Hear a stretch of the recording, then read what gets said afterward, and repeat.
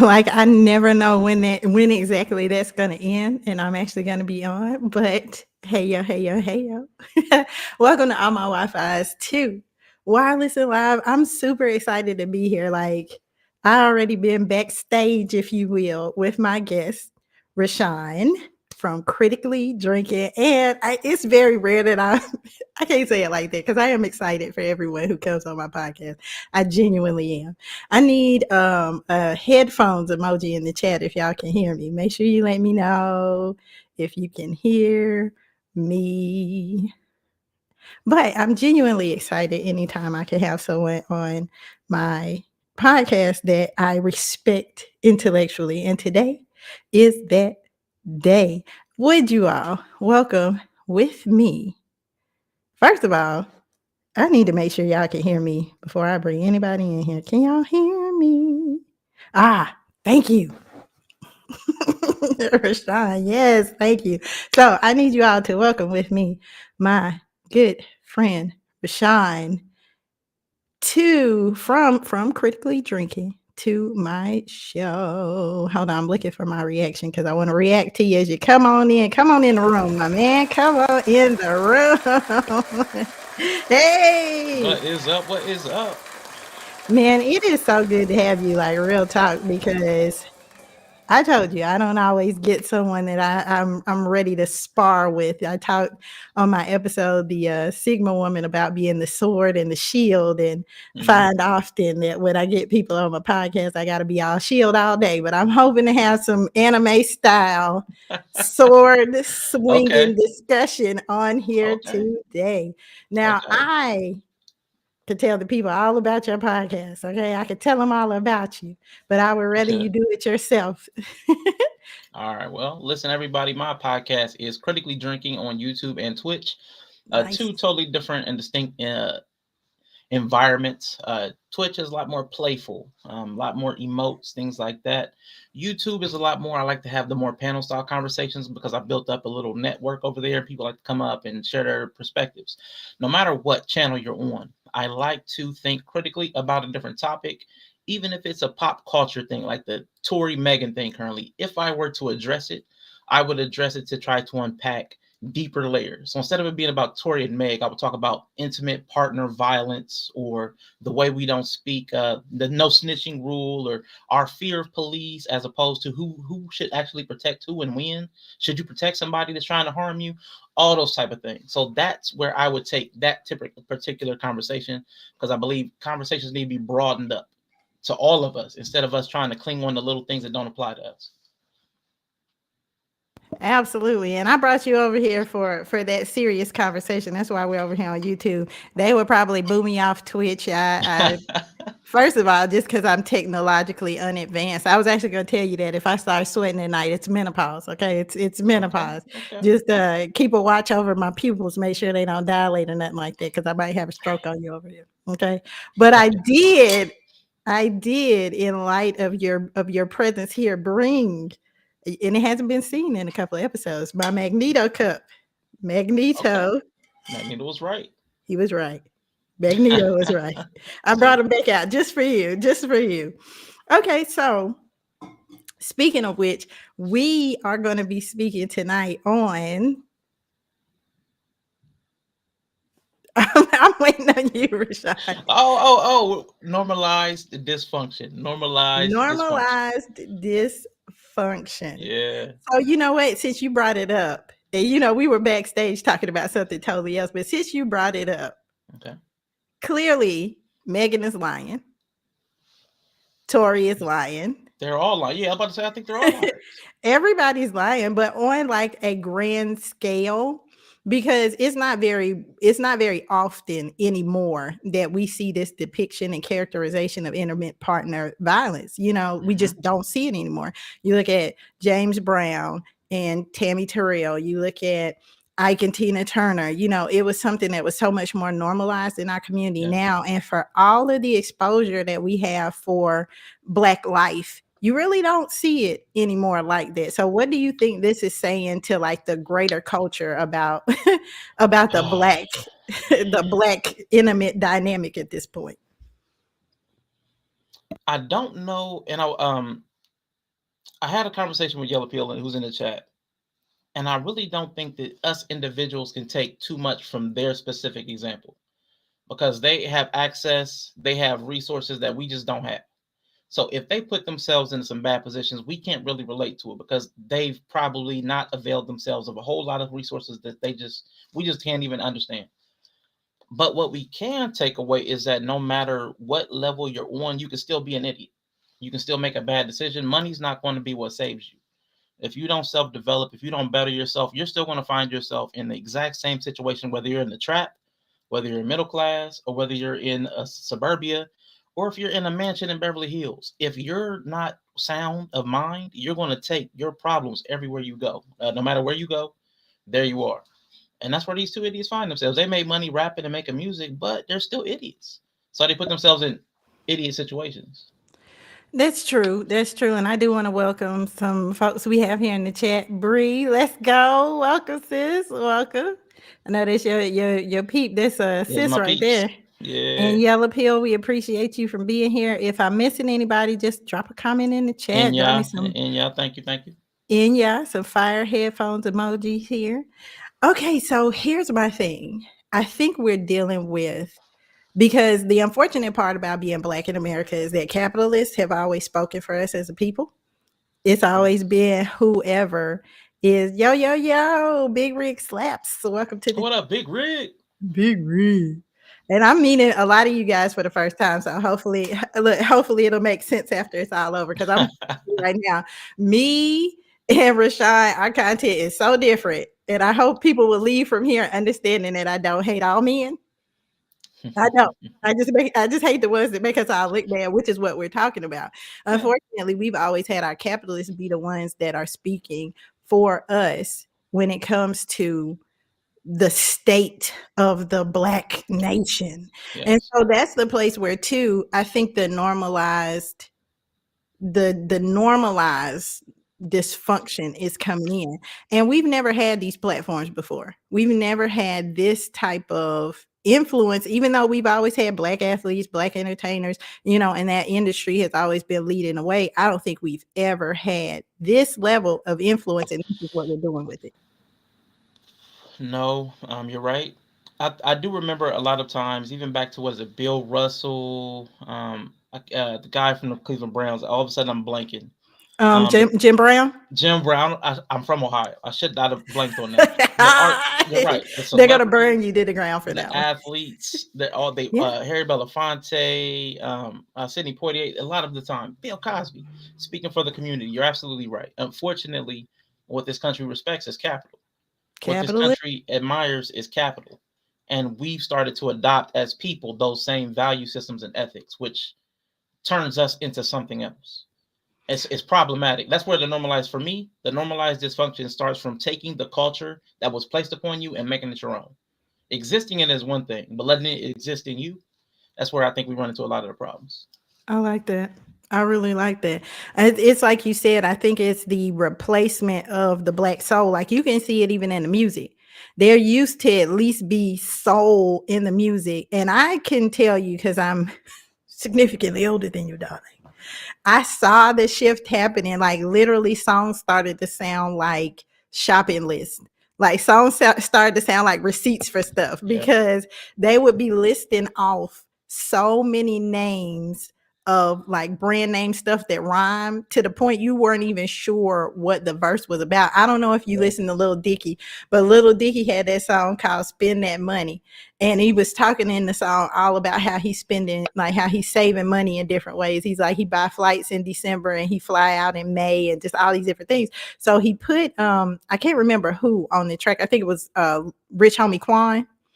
That's who it was. He put Rich Homie Quan on the verse, and he literally cuts into his verse and he's like, what are you talking about? He was like, you know what? The feature would have been too expensive. Never mind. He just cut his verse clean in half, because like literally all he's talking about is brand name stuff. And he's like, that's kind of like not the point of this song.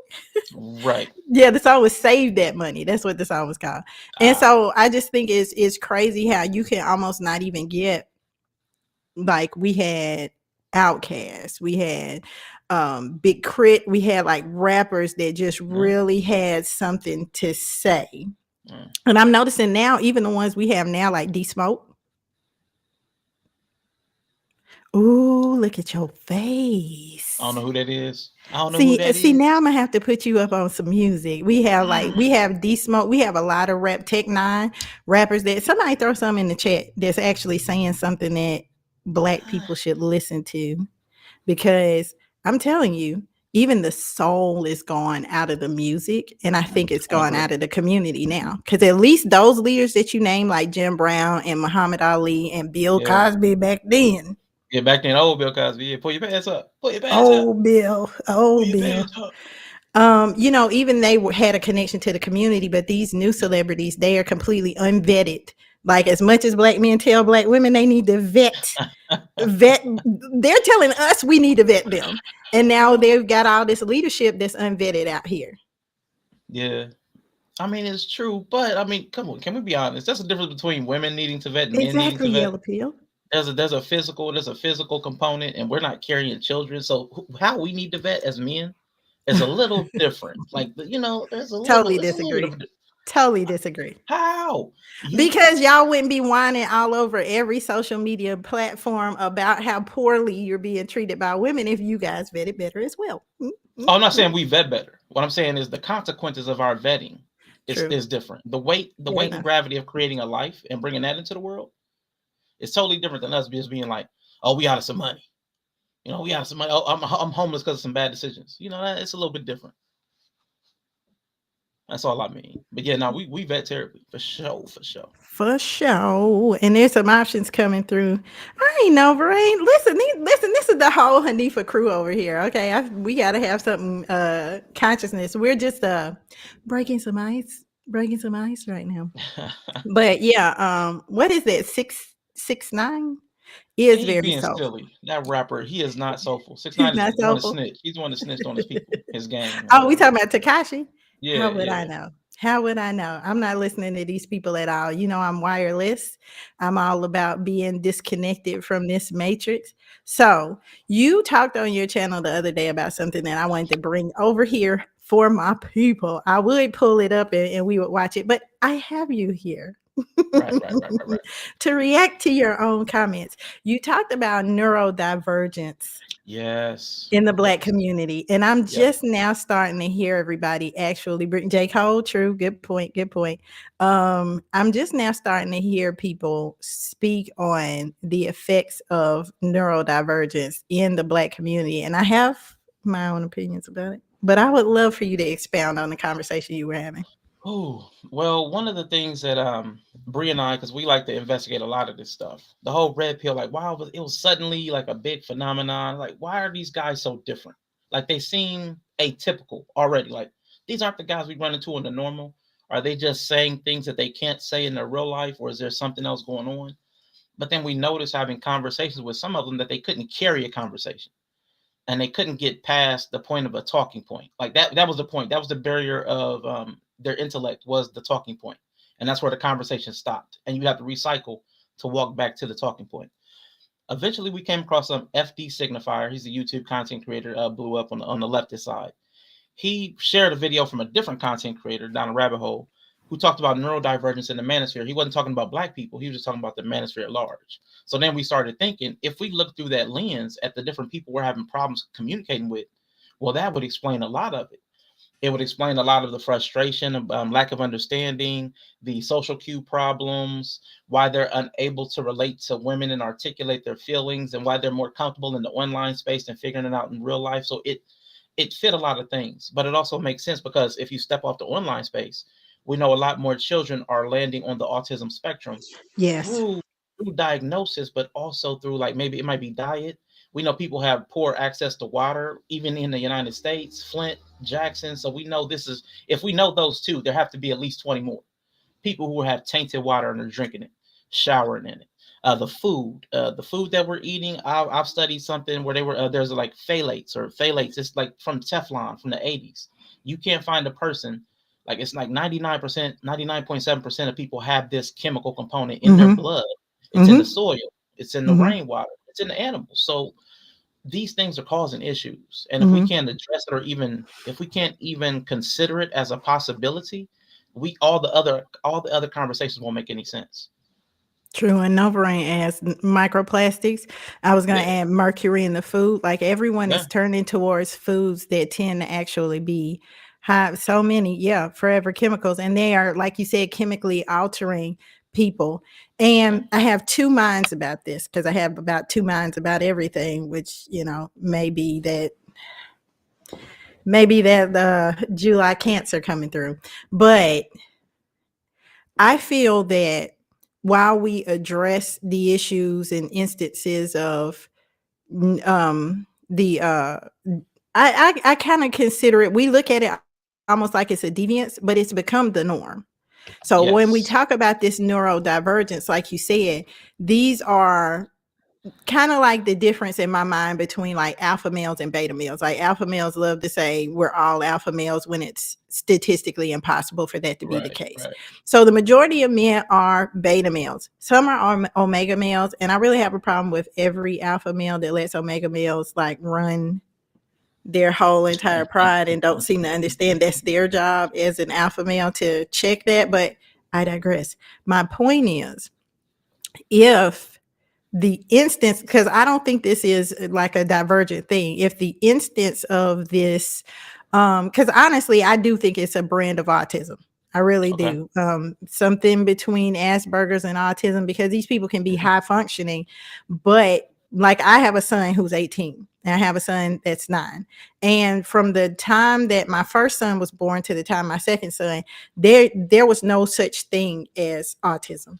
And I Yes. remember going to the doctor and saying to him, like, you love your kids and you take it kind of personal when they Yeah. don't hit certain developmental milestones. But I remember saying to him, like, he's a little late, like something's a little off. Like he would get it, but way after the fact. But they didn't have this instance of it. And so I think that social media is giving these people the platform for us to begin to see Yeah. that there's this instance. I don't think this is a new thing. No, I think what online is again is like the art imitating life and life imitating art. That dynamic, we're seeing things that were going on in real life, and people were starting to struggle in real life. People were starting to have problems connecting in real life. So this is not something new that only happened online. This came from online, and we started to see it because access to the internet became widespread. Like in the United States, most people have access to internet, and like at least half have high speed internet. So almost anybody with cell service, even on like Obama phone, you can get certain websites. You know what I'm saying? So access is very widespread. So then you have as much exposure to all the different types of people. So yeah, I think we are seeing it. It's not new. I think the development is because of all of the factors we mentioned, like the food, the water, the lifestyle, the air, like everything. Because I've seen way too many documentaries, Vice docs, all kinds of things about the things that we're putting into each other through the air. There are even cities where people are having problems with their skin because stuff is being rained down upon them from factories. We can't escape the damage that we're having just ecologically. We have the food agriculturally. I mean, we have modified food. So where can the common person actually know what's being put into their bodies? We have to be scientists, and I think that's asking a lot.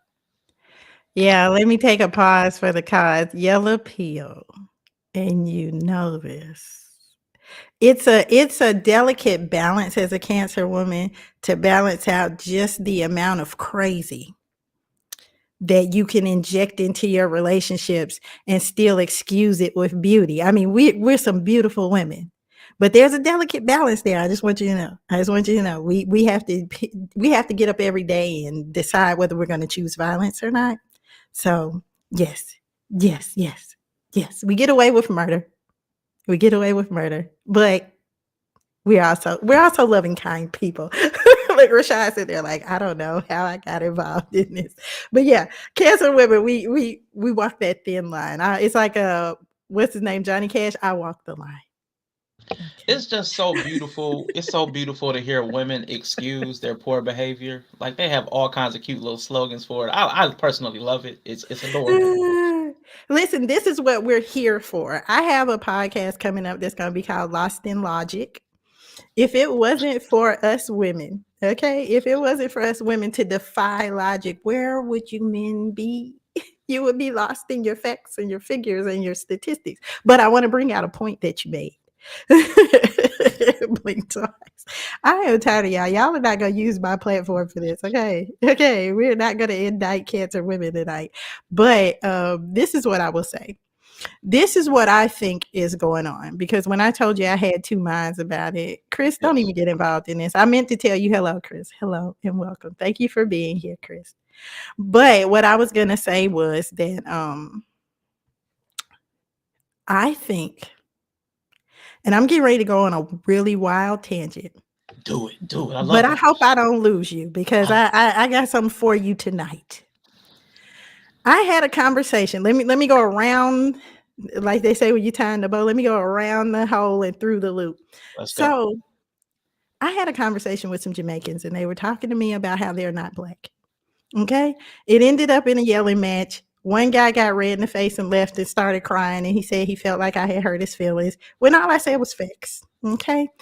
Oh. Here's what I'm starting to find. I told him being Black in America is something inherently different than African and all the other things that you guys have, because you have culture. And even cultures have nationalities, because you can be culturally Asian, but nationally Korean. Do not mix up a Korean with a Vietnamese person. They are going to fight you if they're Vietnamese.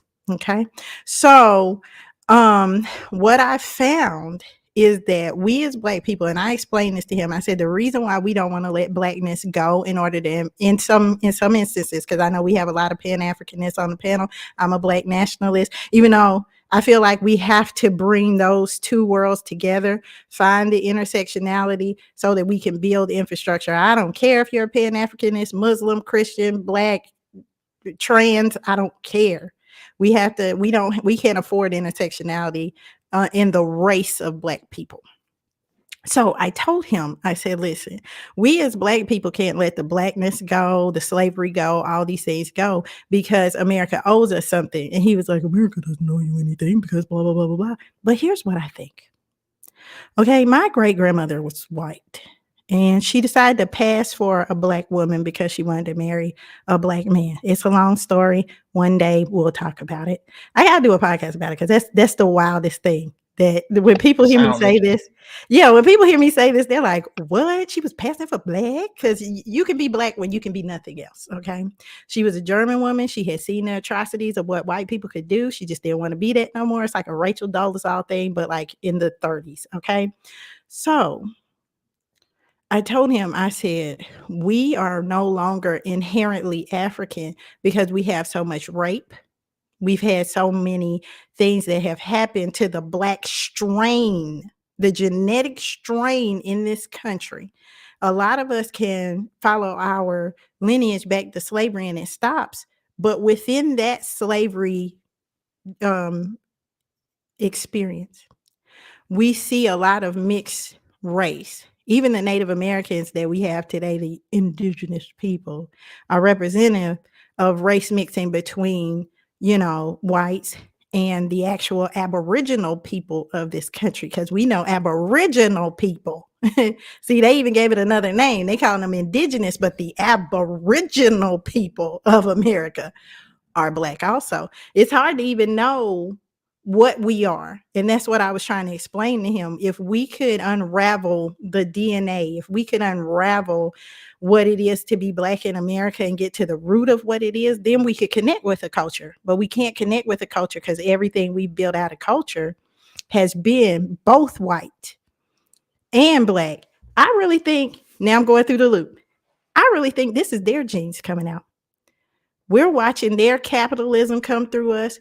We're watching their value systems, their culture. And I really was waiting, because the neurodivergence has been racism. White people are crazy as hell for the things that they have done, not just to Black people in this country, but in the whole entire world. They have walked up on harmless cultures of people and wanted to subjugate them.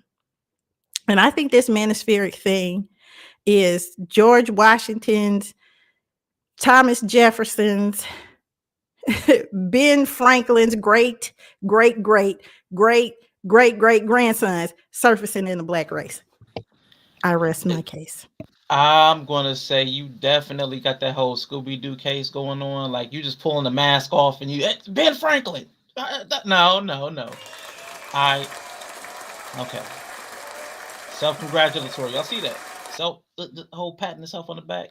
Listen, I mean, it was an interesting case, but my problem with that, because my problem with that, just like I had when I heard a lot of Pan Africanists talk, there were problems tribally with black people before colonialism, before imperialism.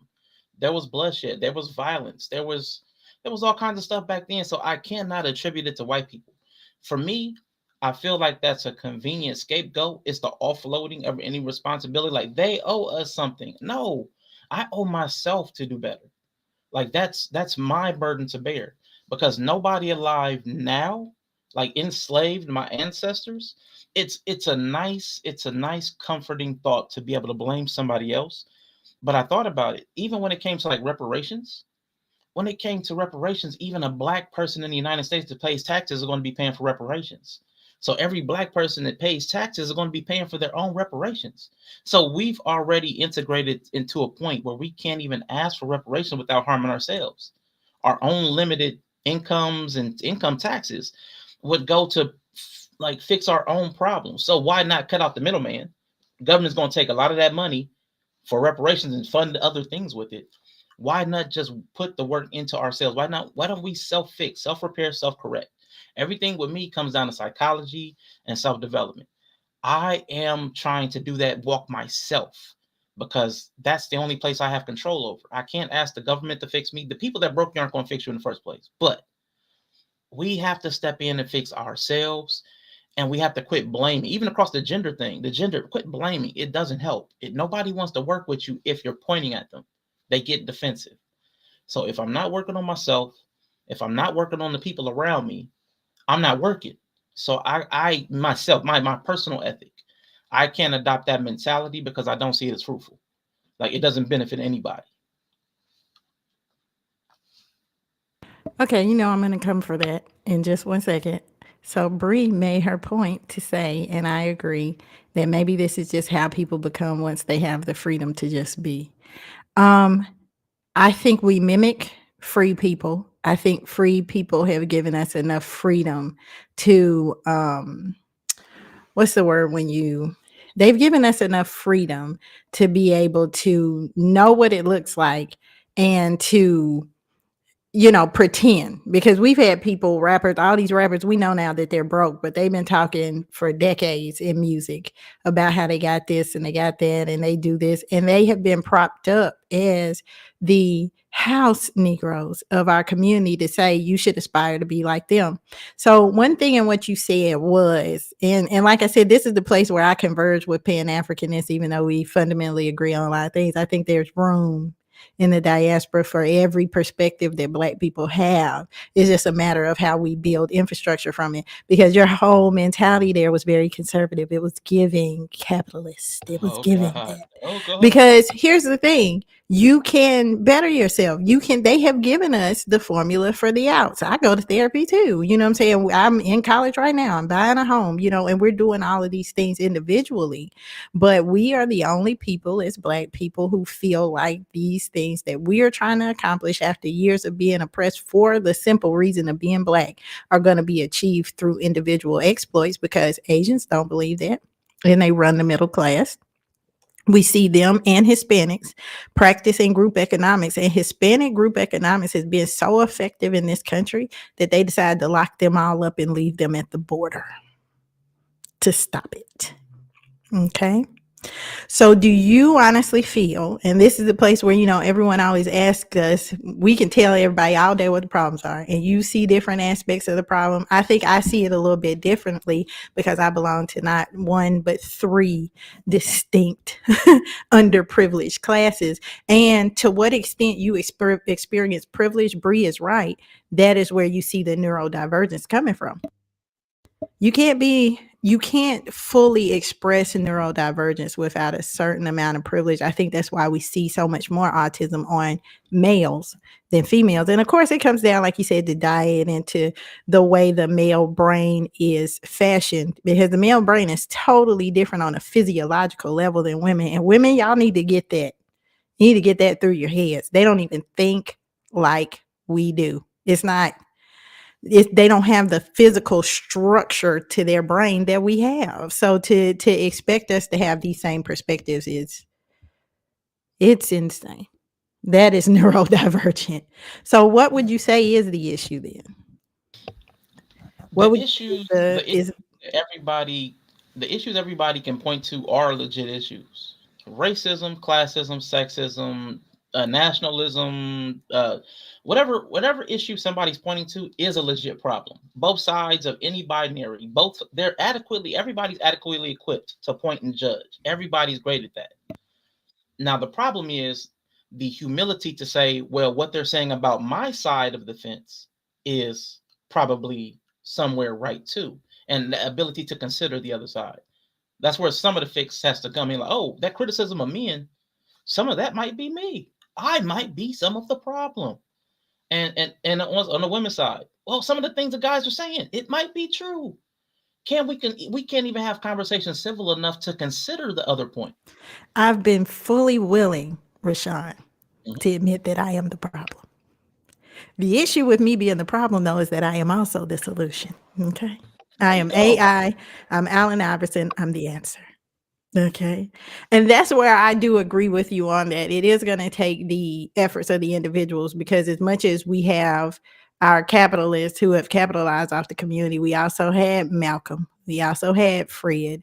We also had people who saw their individual exploit as being for the community. But the problem is, everybody that escapes the community doesn't want to come back and build it anymore. What do you think are the main reasons for that departure from the culture, if you will?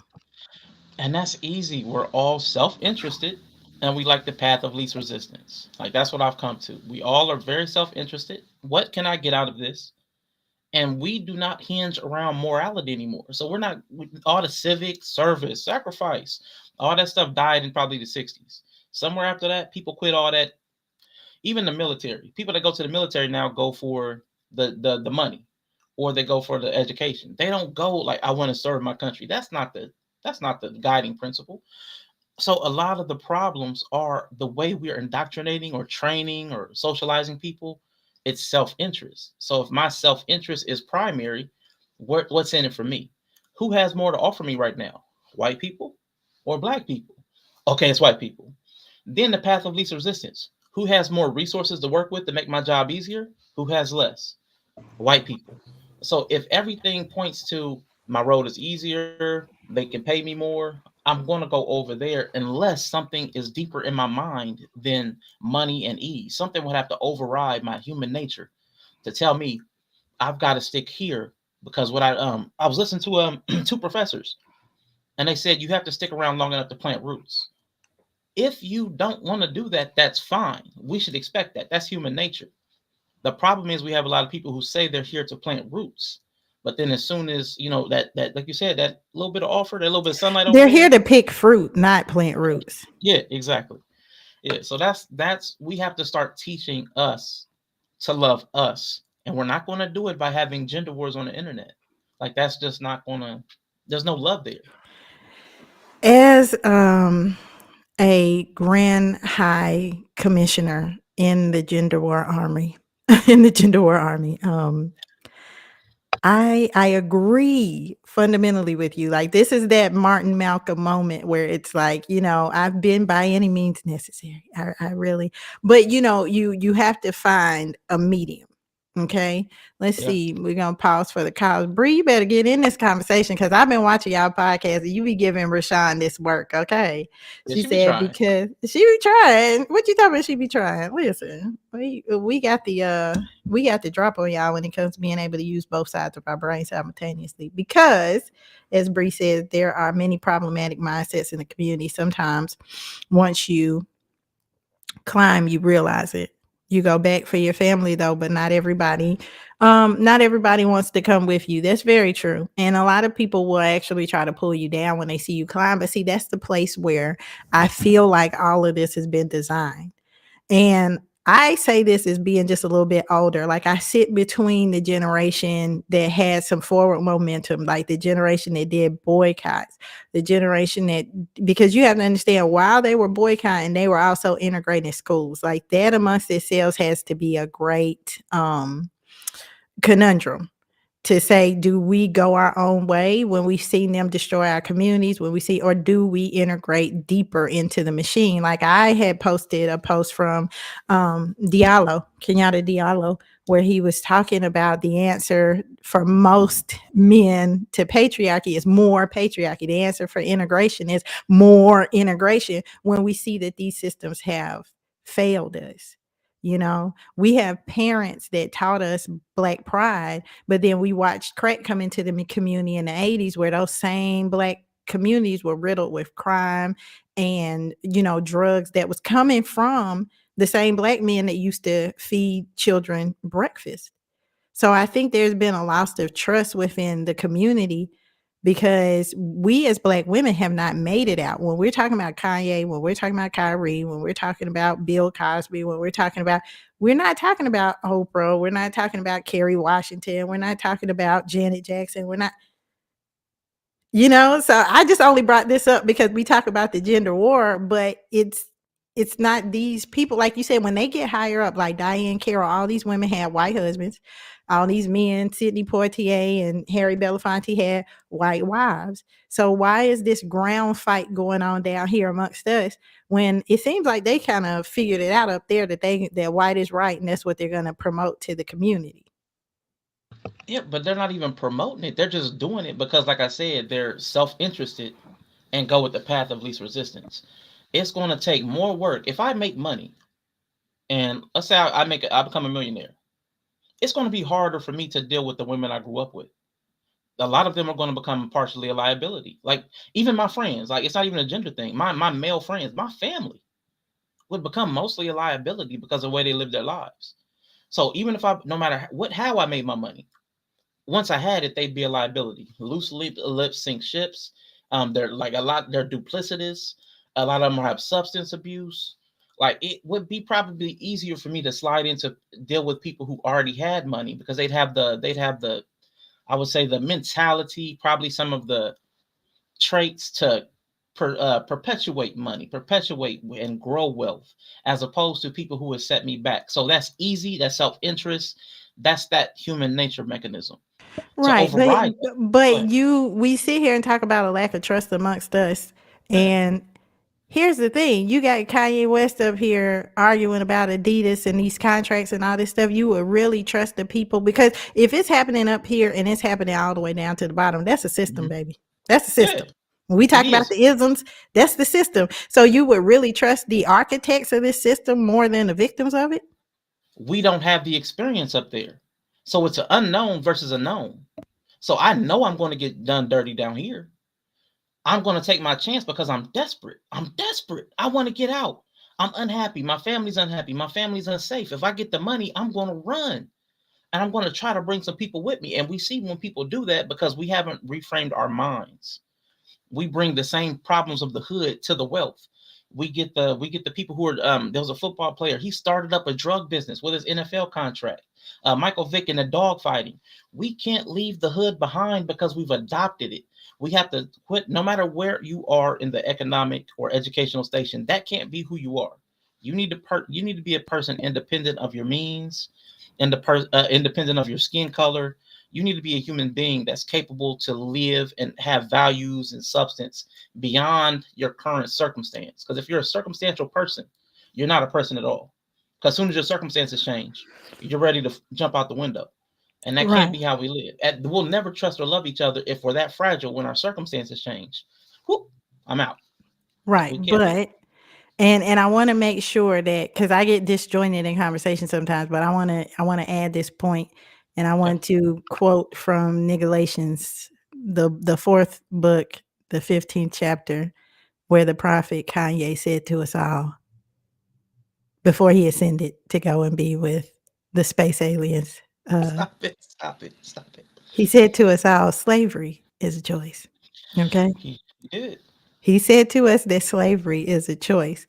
And I just Yes. want you to know that everything you just said, because I'm the older one. Somebody said Elder Rashad. I'm the vet. He's the rookie. I'm the vet. I don't know. I don't I know. got that. I'm I got surprised that you. 81. Listen, if you ain't ready for a knee replacement, then you cannot rumble with the B.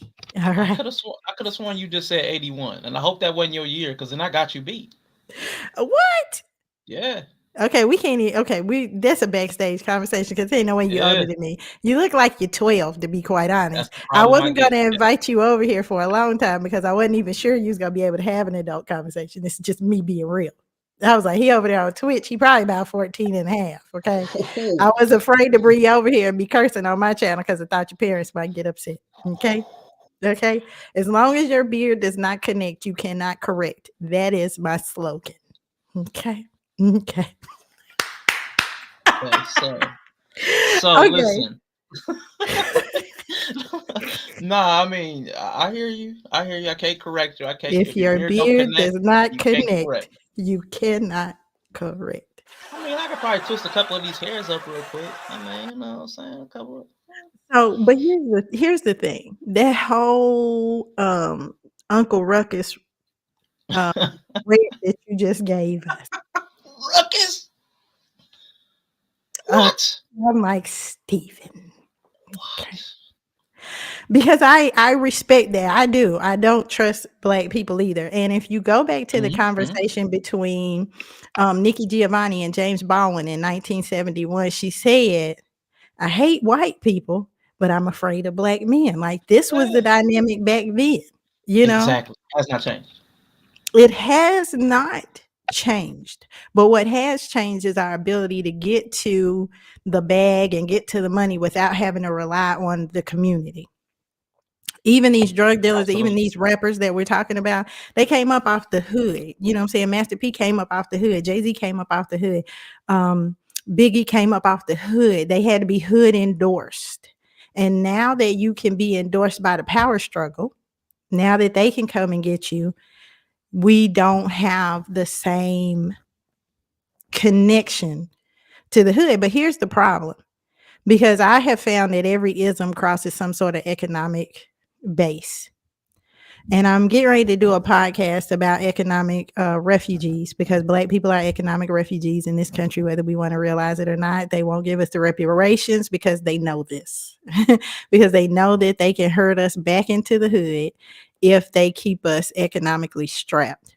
So my question is it really neurodivergence? Is it really, and we can see it on this level, like you said, but the people that are leading these people, the Kevin Samuels of the world, the Kanye Wests of the world, these people are on these large platforms putting out, disseminating this information. And we see, as much as we say we're that disjointed, we see black people get on this train and support these people. I mean, blind say they can blind sell whatever they want to these people. I just talked So about it today. if white people can use the power of that, if the power structure, capitalism can use the power of that, why can't we? Because we don't know anything. We don't know any better. What does the Bible say? My people perish for lack of knowledge. We lack knowledge.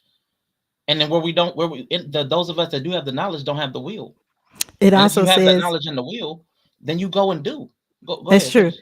It also says that where there is no vision, people throw off all restraint. And I'm seeing that where people have no pride, they have no shame. Yeah. Now I'm sorry, keep going with what you're saying. I mean, but all of these things are true. That's why I talked about like character and values, because that's where we're failing. We have adopted a culture that is devoid of values. The only issue is because of racism, classism, that whole cold flu paradox. When white America catches a cold, we catch the flu. So their illness is our illness. We're just going to get sicker first because we have no health care. We don't have good access to food. Like in a metaphor, we don't have good access to rich food and nutrients. We don't have a value system, so we're more susceptible to every wicked whatever like the social media. It's going to affect us worse. sedentary lifestyles, it's going to affect us worse. Neglected children, it's going to affect us worse. Everything's going to affect us worse. So we have to think about that in everything we do. Everything's going to affect us worse. Welcome into the chat, Dawn. It's good to see you. And she said, shout out to us. I'm glad that you are listening. People ask me all the time, what is the answer? We know now that Sway had the answer. But people ask me all the time, what is the answer? And I gotta be honest. I used to think it was activism because we judge other Black people by what they do. Like we'll say, I'm not gonna listen to Umar Johnson because he ain't built that school yet. You know what I'm saying? He a charlatan, and he is, baby. But here's the thing: we cannot do, in my opinion, unless we begin to dissect first. Because it's just like what you said, we put all these people on these podiums and on these platforms. And honestly, because I came out of the entertainment industry, a lot of people don't know about my background. Thank God they didn't have social media when I was touring and doing, background and being in that world. And I can honestly tell you, the body cannot handle fame. The mind cannot handle that level of fame. And even with our leadership, we don't know what Malcolm X would have grown to be if they hadn't cut him off in his prime. We don't know what Martin Luther King would have become after he realized he was a person that had integrated his own people into a burning house. We don't know what the intellectual effect of that, psychological effect, would have been on him for that. Like I think a lot of Kanye's issues is he sacrificed his mom. He's sitting around telling everybody that now. We already knew that.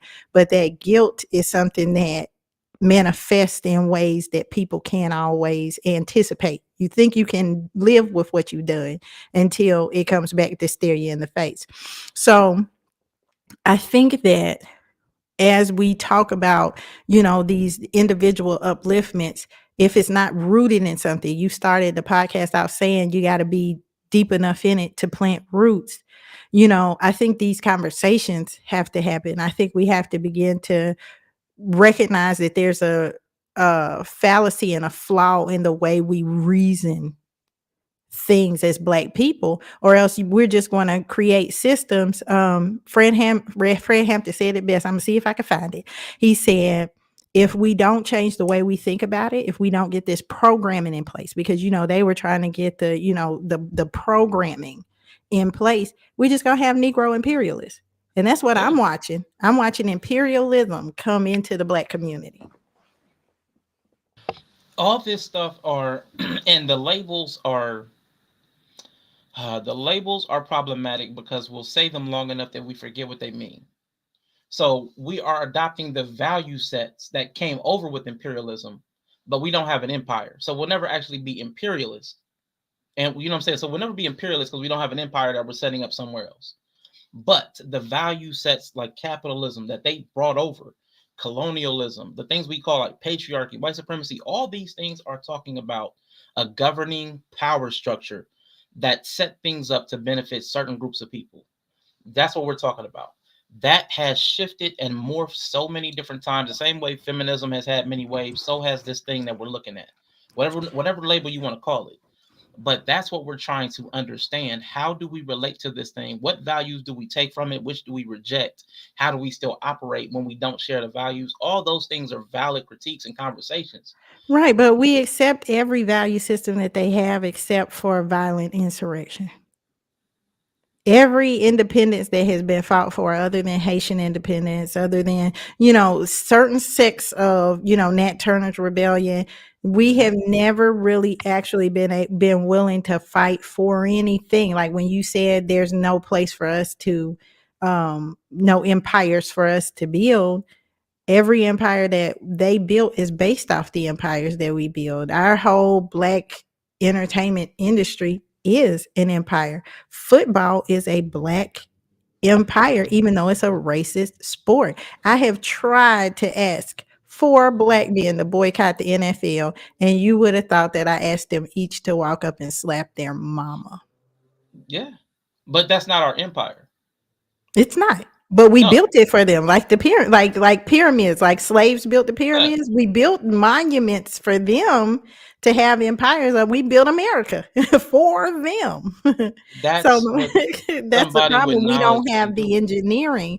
And that's where I was saying we got to come in here and fix it up here to where we're not the builders of homes we can inhabit. We're not the builders of empires that will be second class citizens of, because we have the infrastructure. You said it on your podcast where you were talking about how the boycotts and all these things hit the economic power structure so hard they had no choice but to negotiate with us. But every time it comes to time for us to negotiate peace, we always want white pie. We want the white pies, as they said in life. We Right. want the white pies, not the black pies. We don't ask them for our own pie. We ask them for a piece of theirs. Yeah. But again, that goes back to the thing. Everything is going to go back to the same principles. Path of least resistance, because their pie is already made. We'd have to go look for ingredients. That's all But facts. But they're yeah, using our ingredients for their pie. So I think that's why I say we have to keep unraveling the rabbit hole. So let me see if I can share this. Let me add a video, or it's always a work in progress over here. So let me see if I can add this page that I'm looking at. Video. No, it's gonna send me somewhere else, and it did. Screen. Let's try that. Um, Share system audio window. Okay, so I'm going to share this window. Can you see it? I don't see anything extra. I don't see anything extra either. I have to try stuff while I have the ability to do it. It has a window here. Choose what to share, entire screen or window. I chose a window. Share. It's not lighting up. Hold on, let me see. Because I want to share Fred Hampton talking about this, but is that what I need to do? Ha! Ha ha ha. I figured it out, but I'm going to share something I don't want to share, which is this. So hang Hey, on. Hey, can you see it now? I see it. You see the Fred Hampton video? Yes. Okay, perfect.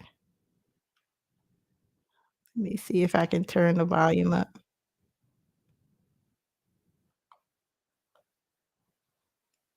Can you hear it? Not at all.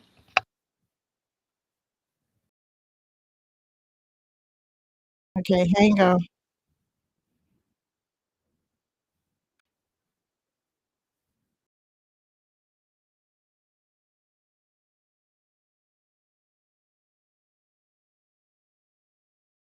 Okay, well, I'm not getting the. Well, he's talking about sharing a credit. He's talking about creating a credit union and creating a bank, and he's talking about, yeah, it's okay. It was not. Let me show you what I wanted to show you. But anyway, that's what he's saying, because we don't trust black people with money. We don't trust black people with education. We do not trust. But here's the thing. His big thing was, if we do not reprogram these people, we are going to get black versions of the same systems. We can't fight white capitalism with black capitalism. We have to fight it with socialism. And I think Fred Hampton had a vision of a world that made black people able to participate in something that actually didn't keep white people out of the power structure. It just allowed us to be able to all share it amongst ourselves. So I think the solution has to start to become, for us as black people, and I want to share this with you and see what your opinion on it is, for us as black people to figure out how to be more benevolent with each other. Because if we do not start, because going back to the top of this live where we talked about Megan and Tory, the world's watching that. The world is Yeah. watching it. And we're getting polarized. Tory lied. Megan Mm-hmm. lied. She ain't shoot him. It's how you didn't see nothing of you. Everything. Gender lines, manosphere, pink pill, red pill, yellow pill, blue pill, brown pill, red cow, beans, greens, potatoes, tomatoes. I mean, we are arguing about light skin, dark skin. We're still having these conversations because the system is set on autopilot, and we don't have anyone anymore like Fred Hampton, like these, and they were men. I talked to people about women who were in the struggle. Angela Davis, we don't have these people that sit down and try to figure out what we can agree on and what the black agenda is. Like, we don't even have a black agenda anymore. No, I mean, because again, we don't even know what black is. You started off talking about that. Black as a nationality, a race, an ethnicity, and that like this. Black is also a culture. So I've learned from conversation about love. People don't know what love is. People haven't defined it for themselves, but they'll talk about who they love and how they love. Like, well, if you haven't even defined the words for yourself, the one thing I would take from Afrocentric people is they talk about naming yourself. So that naming yourself is taking on an identity of your own choosing out of the value set that you believe in. I believe that all people need to go through a rite of passage similar to that. But my thing is, I think psychology is the tool, like understanding the way the mind works. We need to understand how we operate. That's how we'll disrupt the mechanisms, because these are all like conditionings. These are all different levels of conditioning that we've adopted. So until we like you say, disconnect, until we disconnect those faulty pathways, we're going to continue operating in the same way. And Well, we have to we have to. now we have to reformat. We have to Right. reformat the hard drive, whatever. We have to recondition. Like so, Fred Hampton's right. But first, we have to decide. Well, like you said, first we have to assess where we are, how we are, what am I operating from, what values did I adopt from my parents, what values did they adopt from the society. We got to clear that up. Then you can look and see, okay, now that I have a clear vision, understanding of myself, know thyself. Where am I trying to go? What outcome am I trying to get? Is it integration, segregation, something else? Whatever outcome, then you can orient yourself. I'm here. That goal is there. Now I need to pick a path to get there. Like, but we don't want to take the steps. We don't want to slow it down. We want to hit the home run. Like I'm gonna, even if it was like a revolution, you talked about violent revolution, Right. it wouldn't happen in my lifetime. You know what I'm saying? It wouldn't be my lifetime. We just don't have the numbers. We don't have the arms. We don't have the training. My people perish for lack of knowledge. That's So true. even that would have to be subversive. So which would take tactics, and we'd have to understand that would be multi generational. So even everything we aspire to, we would have to be willing to be patient enough to work on and pass on to our children and instill those values, as opposed to thinking, I'm going to get that within my 5-year plan. Right. I'm going. That's not, that's what we have to reorient. It's not going to Right. be a 5-year And plan. it's not gonna happen in our lifetime because evidently we're 80s and super old. We halfway there. No, but this is what I will say. I agree with you, and that's the reason why I wanted you here today, tonight. Why I'm so grateful and thankful that you came in to actually have these conversations. I think people need to see this. You know, you and I are not diametrically opposed, but we do have a fundamental, disagreements, but we can still sit down and have a conversation about what's bigger than us, what's above me, and how we can actually put some of that down, because you tried to go there with the ladies, and I was about to have to I was about to have to go. People call it war paint, but it's actually tribal paint. I was about to have to go put my dots back on and come back in here with a whole different mode, but Wouldn't change.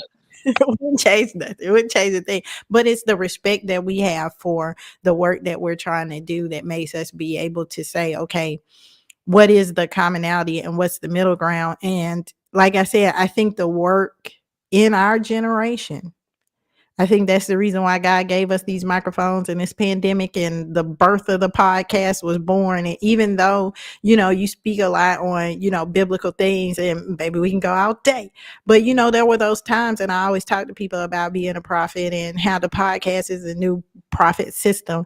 And more often than not, there was one prophet of God, 400 prophet of Baal. There's one prophet that's giving one thing, and the nation is heading in a whole nother direction behind folks that's just saying whatever. This is not new.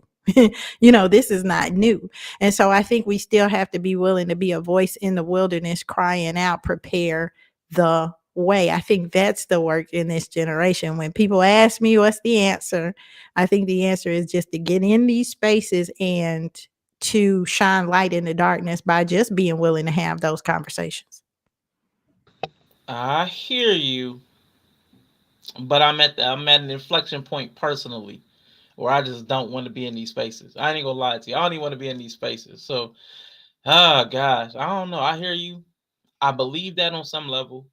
I mean, because I was raised Christian. I'm not, but I was raised Christian, so I do believe if you what was it? If you see a need in the world, like you're supposed to like try to insert. You're supposed to step in there, and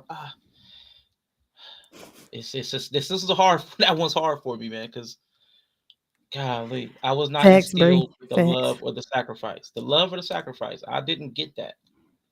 You know what I'm saying? So I've worked Mhm. on it. I'm willing to work with people. This okay, let me real quick. This is how I reoriented because it couldn't be about my skin folk because those were people that hurt me the most. So the people that are willing to show me they can show up for me, I'll always show up for them. So for me, it's about reciprocity more than anything. If you're showing up for me, I'll show up for you. That's how I determine who I'm for. Right. So that's my mechanism.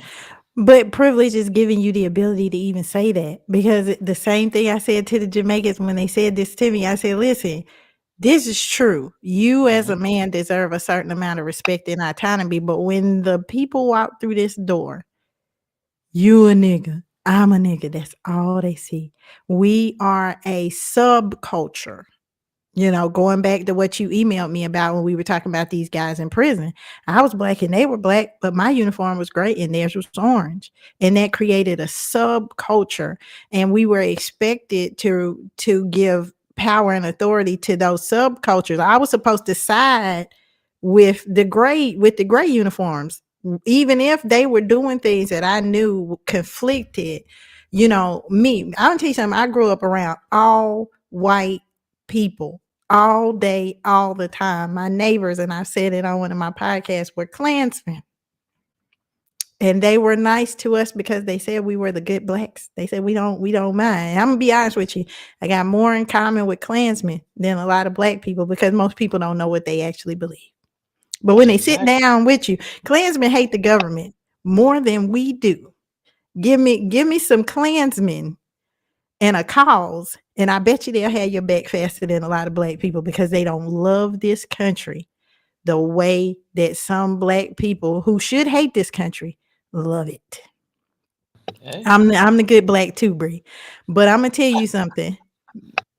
When you said a whole word because I went to HBCU, and the first time I was ever aware that I was this black, it was black people that told me that. But here's a note I'm going to give you as a woman who looks old enough to be your older sister, maybe an aunt.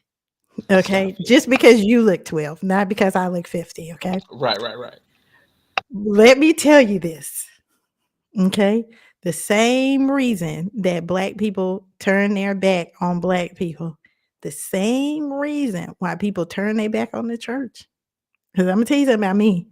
I still go to church. And I go to church so I can burn them down. I'll be in there talking to them. I'll be like, hey, so you go sit here and say nothing about somebody that's falsely accused. I don't see you talking about prison reform when your savior was falsely accused and put to death for no reason, but y'all still believe in the death penalty, huh? I get in there and I eat them alive. I won't leave because they want me to. But my point in what I'm saying is it's the hurt that causes us to turn our ways. And we're seeing that same thing with the manosphere and with, these different sects that are popping up. It's coming up from the hurt, but please don't ever forget the person that hurt us all. The reason why Christianity looked like it does is because of Rome. The people that originally hurt us all, the people that walked up on everybody's continent and had a plan for how they were going to subjugate people were not black people. We are a symptom of the system. We're a product of it. But it in us, underneath all the things we've been taught and programmed to be. I told my friend this, and I would like to read this for the church. I told him, I Lord, said, Lord. it's short. It's short. I promise. It's short. Because I sent him a video, and in the video, um, it was KRS-One talking about the patriarchy, and I said, this country has taken everything human from us and replaced it with machines. Mm, I like So it. just know I want to leave you and the viewing audience with that. These systems are in us. And yes, I don't want to make excuses because we have ways out. It's just like Neo in the Matrix. But you can't love the system like Cypher did and then overcome it as well. You know, as much as we think there are certain people out there, all my friends are white. I can quote Allison Chains down to the ad libs, okay? The people who have done the most for me in life have been white people, but I'll never trust them because I know that the person next to me, my brother, that would poison me if he could, got that idea from them. I can't do it. I can't do it with you. I can't do it because wasn't no white man whispering in my sister's ears to do some foul stuff that they did. Wasn't no white man there. Now we can. I understand the intergenerational traumas. I understand the racism and the way we inherited in epigenetics. I get it. Trust me, I understand it. But Yellow pill nobody, giving you some gas. Yellow pill said, "Say that, bro." I promise you, nobody told my mother to try to like give me away multiple times. Like it didn't. Nobody was Yeah, whispering to her. It didn't yeah. happen. Like so, but I understand the conditions that led people to the decisions that they made were created by somebody other than us. But when it came down to it, it was their personal character that informed the actual choice. Because in spite of your conditions, there are some people who have been in tremendously horrible conditions who have adapted and done some amazing things to the point where they were bashing capitalism. I'm not a pro capitalism. I think capitalism is horrible, but I don't have a better system. But Mm, oh, capitalism is horrible. It's evil. We gotta do something about capitalism. The problem was that one of the examples they said to overturn capitalism was there was a slave, and he bought his freedom. And I'm like, well, that's a pro. He a slave. If a slave was able to buy him and his family's freedom using capitalism in his bondage, then that means there's even less excuse for you to be able to free yourself and your family because you're not in chains. So for me, I can't use the excuse of what's been going on when the people who are actively a burden to me are doing so without a white man on their shoulder. It's their character. And yes, that will be informed by their environment that was shaped by white people, but I have a choice within myself to not be a burden. Because what you're asking, wireless woman, what you've asked of men, what you've asked of men is for us to stop, reflect, and not be a harmful party to the women in the community. So that means we have to stop, forget all the conditioning, forget the history, forget the patriarchy. I have to just have enough resolve within myself to not be a threat to you and not be flashing your daughter when she's sitting in her car. That's a exactly. that's a character thing. That's a character thing. I can't offload that responsibility to Ben Frank. I can't do it. That's fair enough. I will say on behalf, though, on behalf of people, on behalf of women who have had poor decisions, and like I said, I'm gonna burn some feminists' face off with it. But my goal, and I've said it time and time again, has never been to be right. My goal was to find balance. So I will say that for those who have made wrong decisions, poor decisions, they have stabbed their own brethren in the back. For all the Bill O'Neills and Belina O'Neills that we have, I can honestly tell you that I am there for you. I have your back. Can't do anything about like what you say, your mom. There's certain things that you as a man have to overcome, and I got to bring you back so that we could delve into that. Because baby, I'm sure we both got a story on that side. Because baby, if I talk to you about my daddy, you'll be like, "This is why you hate all men." No, no, no. But I can say on behalf, because we have to also, I was talking to someone about David and Goliath and representative warfare. You know, send your biggest soldier, send your biggest, baddest soldier, I'll send mine. And so, as the only two people here who can speak, because we have the microphones, I can honestly say that to you. I've got your back, even if I don't agree with you. Even if I don't agree with you, even if I don't agree with your vision for certain things, I'm willing to listen and I'm willing to have your back, especially if it comes down to something that's bigger than us. I think all this is bigger than us. And while you building and climbing and orchestrating and architecting, I got your back. So Bree says facts yellow. So let me go up one because I didn't miss somebody. Yellow Peel says they really stopped being an issue a while ago. It's some weird form of romanticism to me, like wishing we could change something. And it says, but what happened happened. America is our toxic ass daddy. That's facts. That's facts. That's facts. And Yeah. so I think that's probably the best place for us to wrap all of this up. I think though we have brought out some good points and some good perspectives. I said I'm going to invite people on that don't necessarily have the same opinion as me, because it's your job to be persuasive. People are going to see your point. People are going to see my point, and we'll see the places where we diverge so that we can begin to heal the chasm. I watch a lot of old panels from the 70s and 60s, you know, black ink on white paper, and some of those where they would bring in, you know, integrationalists to have discussions with, you know, black nationalists and separatists and pan-Africanists, and you could see all of these different viewpoints, and they all had good points. Some were like, this is a political problem. Some were like, it's a psychological problem, it's an economic problem. And even though none of them really had the full scope and answer, just by contributing their voice to those conversations, it was able to lend itself to the experience enough for us to be able to say, oh, there's some things I haven't thought about. Mm-hmm. So in this discussion, there's some things we both haven't thought about. You know, you brought some insights to me. I definitely can't say I disagree with anything that you say. It might be a yes, but, or Okay. yes, but it's definitely like not like a nah, that has no Yeah, it's just merit. nonsense. Yeah, I Yeah. get. Yeah, that's my whole thing. I just want people to come to a place of wholeness within themselves, like because I'm working on that path myself. I think that's what's controlling the controllables. So for me, the only thing I can really control is this body here. And if I can't stop myself from getting sugar, I'm probably not going to help you build a community. Like, you know what I'm saying? If I can't stop getting another order of fries at McDonald's, I'm probably not going to be that useful to you. So that's what I'm saying. That we have to get our own psychologies in order first.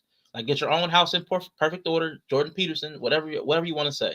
The beam in your own eye before you look across and look about what the women are doing, what the kids are doing, what this person's doing. Man, get yourself as close to right, like operable, functional, normalize dysfunction, Right. being functional Right. in a way that you can show up meaningful and purposeful in the people around your lives and your own. If you can do that, then you can take the next steps. But we're trying to skip that step and True. trying to fix something with broken people. Yep. It's Trying hard to for fix a me. I system. can't swing a hammer Yeah. if I'm missing my arms. Like That's we true. gotta fix ourselves. That's true. That's true. And with that, make sure you go and follow my dude, which mostly everybody on here following you, but for my folks The that come folks. later, my folks that watch us in the morning, make sure you follow my dude, Rashawn, at Critically Drinking, because you definitely are lending a voice of the healing black man. You know, everybody, like you said, wants the product and don't want the process. So Mhm. I definitely love to see it. I love to hear it. I'm going to have you back. Thank you for everyone that came in. Until the next time, y'all know y'all can clock out for me. We are dismissed.